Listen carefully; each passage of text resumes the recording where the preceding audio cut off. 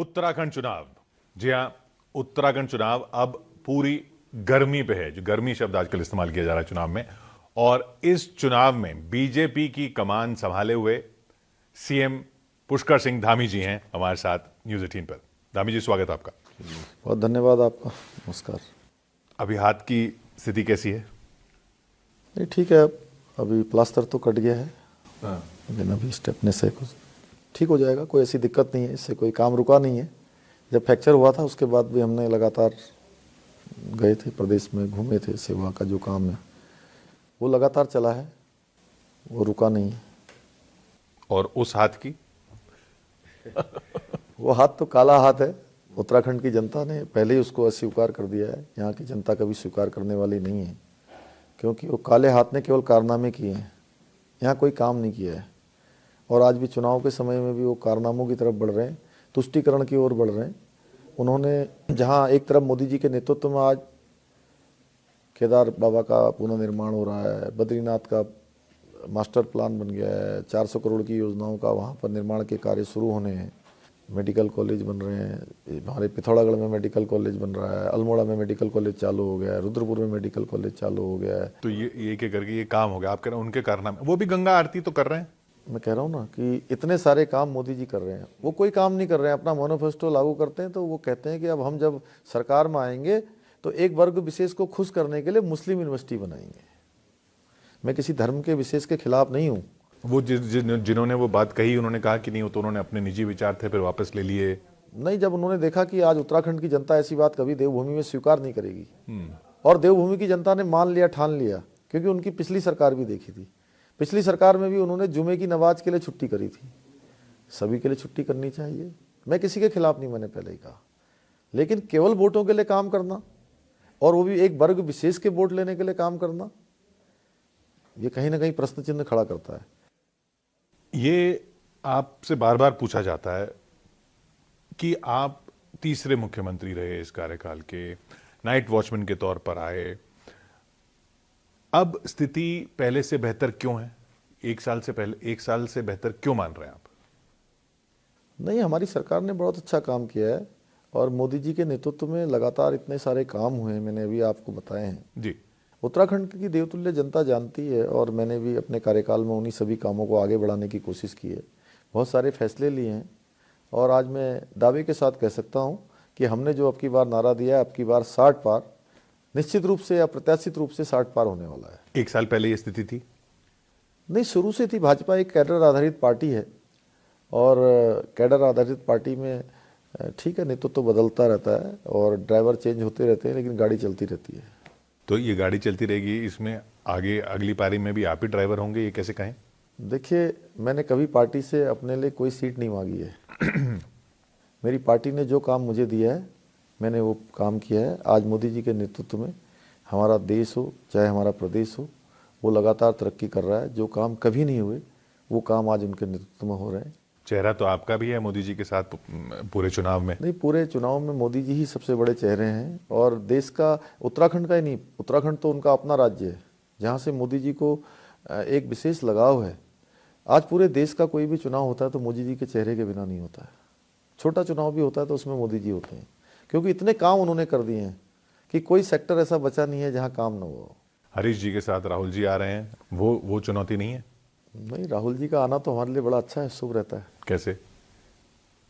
वो अच्छी बातें बोलते हैं, वो सबको पता है। और हरीश जी?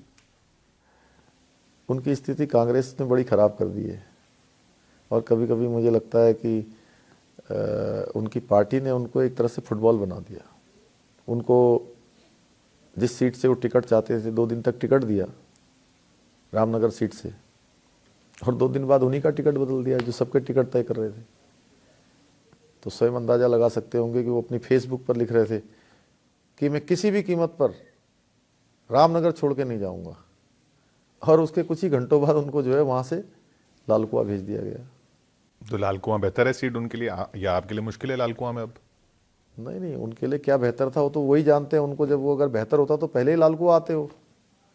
जिनको उन्होंने टिकट दिया था वो भी खड़ी हैं चुनाव में। और झाड़ू आम आदमी पार्टी वो ताल ठोक रही है। उनका तो केवल एजेंडा चुनाव है। वो चुनाव के लिए पर्यटकों की तरह उत्तराखंड में आए हैं और चुनाव के बाद चले जाएंगे। वो कह रहे हैं कोठियाल साहब ने इतने युवाओं के लिए इतना कुछ किया, गंगोत्री से जहां वो चुनाव लड़ रहे कोठियाल हैं। जी व्यक्तिगत रूप से अच्छे हैं, लेकिन जो पार्टी देश के लिए, समाज के लिए, जो सेना से सर्जिकल स्ट्राइक का हिसाब मांगती हो, दिल्ली में दंगे करवाती हो, तो उस पार्टी को उत्तराखंड के लोग यहाँ स्वीकार करने वाले नहीं। तो कोठियाल जी व्यक्तिगत रूप से अच्छे बता रहे हैं, आप रावत जी को अच्छा बता रहे हैं, उनकी पार्टियां खराब हैं। हाँ, वो जिन नीतियों में वो शामिल है, वो नीतियाँ पूरे देश की जनता मानती है, तभी तो देश के अंदर ये हाल हो रहा है। और आपके यहाँ से जो हरक सिंह जी गए, उनसे नुकसान नहीं होगा जाने से? देखिए, हमारी पार्टी बहुत कायदे आधारित पार्टी है, कार्यकर्ताओं के आधार पर चलने वाली पार्टी है, और ये पिछली बातें हो गई हैं, नफा नुकसान पीछे चला गया, अब पार्टी की एक तरफा सरकार आ रही है। और बागी तो हैं कई जगह, कई कॉन्स्टिट्यूंसी में बागी खड़े हैं, उनसे आपकी पार्टी बात करने की भी कोशिश कर रही है, वो नुकसान नहीं पहुंचाएंगे? नहीं, अब देखिए, हमने कहा कि जब एक बार तय हो जाता है कि पार्टी में इनको टिकट हो गया है, क्योंकि सभी लोग लड़ने वाले चाहते हैं मुझे भी टिकट मिले, मुझे भी टिकट मिले, बड़ी पार्टी है हमारी, जीतने की संभावना अधिक है। आज विश्व का सबसे बड़ा नेतृत्व तो हमारे पास मोदी जी के रूप में है, विश्व की सबसे बड़ी पार्टी हमारी है, तो ऐसे में ज़्यादा कैंडिडेट होना स्वाभाविक है। लेकिन पार्टी जब अंततः किसी के नाम पर तय कर देती है, तो हमारे कार्यकर्ता फिर ये नहीं देखते कि कौन बागी है कौन नहीं है, जिसको सिंबल मिलता है उसके साथ चलते हैं। एक बात जो मैं फिर हरीश रावत जी की बात करूंगा, एक बात जो उन्होंने कही वो कि यशपाल आर्य जी सक्षम है राज्य को संभालने के लिए, इशारा ये कि भाई एक वंचित समाज से, दलित समाज से भी कोई सीएम हो सकता है। देखिए, हरीश रावत जी कब क्या कह दें, मेरे से एक दो बार लोगों ने कहा कि आप हरीश रावत जी को आप गंभीरता से क्यों नहीं लेते। मैंने कहा सबसे पहले तो उनकी पार्टी उनको गंभीरता से नहीं लेती है, उनकी पार्टी ने ही उनको गंभीरता से लेना बंद कर दिया है। दूसरी बात, उनके बयानों की जो बात है, वो यशपाल आर्या जी के बारे में कहते हैं कि यशपाल जी को देखना चाहता हूँ, इधर आते हैं तो कहते हैं किसी नौजवान को देखना चाहता हूँ, उधर बाबा केदार जाते हैं तो कहते हैं बाबा केदार मुझे ही बना दो मुख्यमंत्री। तो उनके एक जगह पर कई प्रकार के बयान हैं, अपने बारे में ही इस मुद्दे को लेकर कई प्रकार के उनके बयान हैं, तो इस बारे में वही ज़्यादा अच्छा बता सकते हैं कि वो कब क्या किसके लिए क्या कह रहे हैं।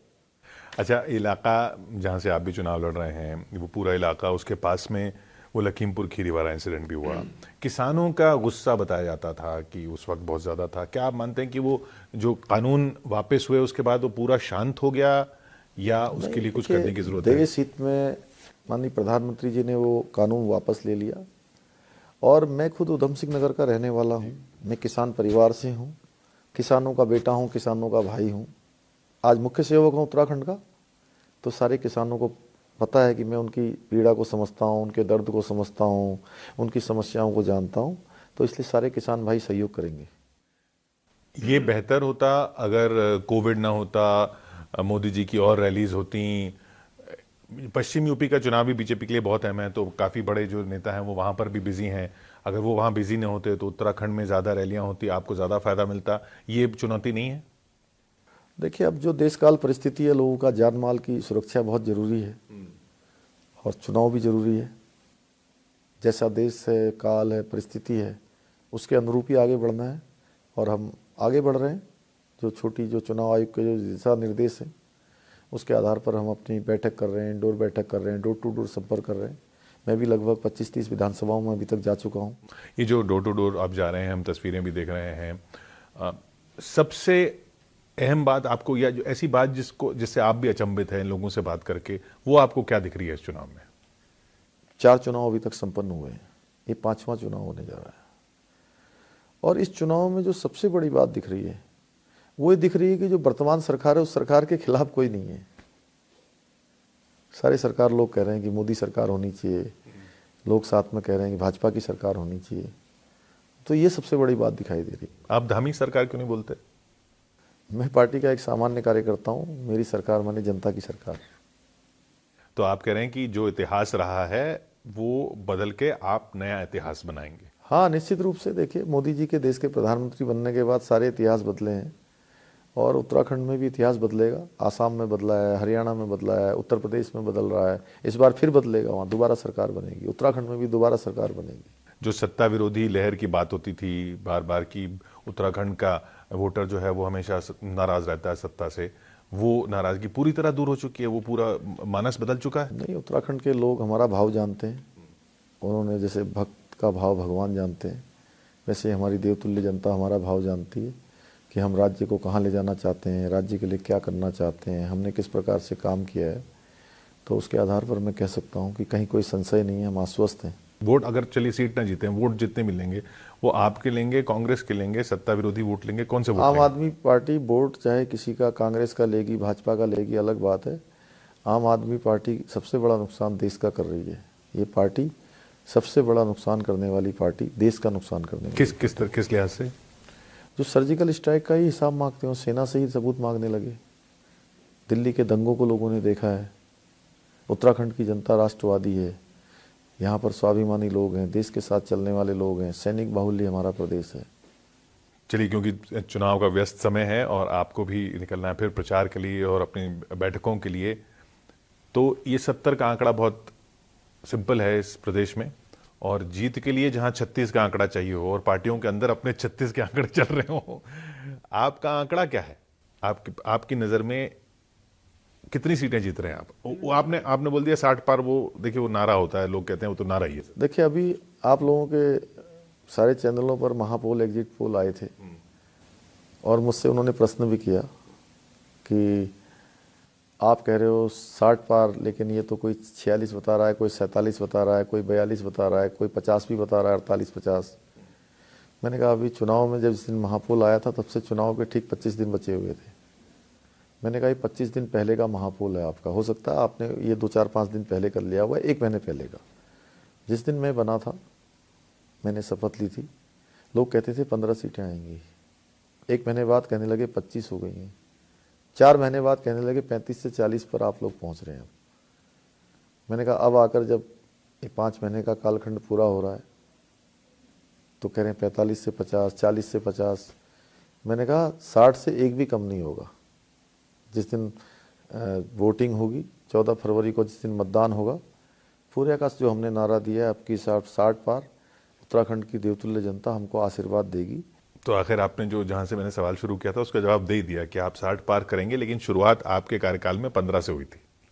नहीं, मैं ऐसा लोग कहते थे, मैंने नहीं कहा। मैं तो कहता हूं कि शुरू से हम इस पर लेकर चल रहे हैं। पिछली बार 57 थे तो इस बार 60 होंगे, और मोदी जी के नेतृत्व में तो आज के दिन से ज़्यादा परिश्रम अगले दिन करना है। खैर, ये फैसला जनता को देना है और 10 मार्च को ये फैसला जब आएगा तब आपसे फिर बात होगी, और आप उम्मीद करते हैं कि इसी भवन में मुख्यमंत्री आवास में बात होगी अगले टर्म में भी। बहुत बहुत शुक्रिया आपसे बात करने के लिए पुष्कर जी। नमस्कार। देखते रहिए आप न्यूज़ 18 इंडिया।